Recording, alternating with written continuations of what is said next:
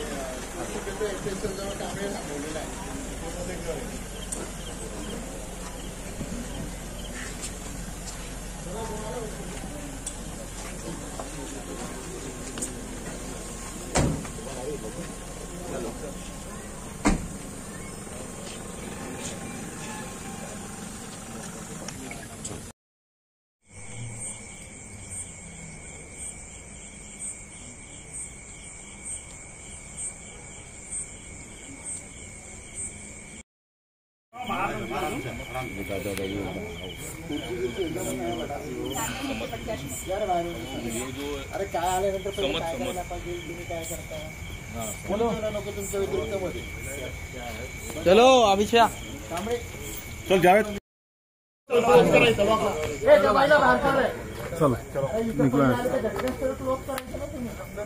अरे चला लावून घे, दरवाजा लावून घ्या, दरवाजा लावतो। हा सर कुठे म्हटलं क्लोज केला का? पुढे वगैरे